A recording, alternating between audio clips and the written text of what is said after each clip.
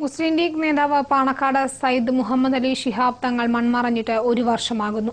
ഇസ്ലാം calendar പ്രകാരം ഒരു വർഷം തികയുന്ന ഇന്ന് അദ്ദേഹത്തിന്റെ കുടുംബാംഗങ്ങളും സുഹൃത്തുക്കളും കുടപ്പനയ്ക്കൽ തറവാട്ടിൽ ഒത്തുചേരും.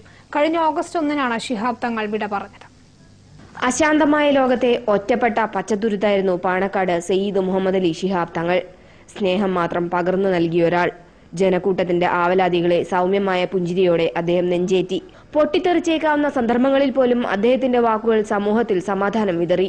ആ വിയോഗം ഒരു വർഷം പിന്നിടുമ്പോൾ അദ്ദേഹത്തിന്റെ അഭാവത്തെ നഷ്ടബോധത്തോടെ ഓർക്കുന്നവർ കേരള സമൂഹത്തിൽ നിരവധിയാണ്, പ്രത്യേകിച്ചും സമകാലീന രാഷ്ട്രീയ സാഹചര്യത്തിൽ. ശിഹാബ് തങ്ങൾ ജീവിച്ചിരുന്ന കാലത്ത് ഇതുപോലെ കേരളത്തിൽ ഒരു സാഹചര്യം തന്നെ ഉണ്ടായിരുന്നില്ല. എനിക്ക് ചിലപ്പോൾ തോന്നാറുണ്ട് അദ്ദേഹത്തിന്റെ സാന്നിധ്യം ഈ തീവ്രവാദ വിഷയം തന്നെ കേരളത്തിൽ ഉണ്ടാവുമായിരുന്നില്ല. കഴിഞ്ഞ ശഅബാൻ 9-നായിരുന്നു തങ്ങൾ നിത്യതയിലേക്ക് പിൻവാങ്ങിയത്.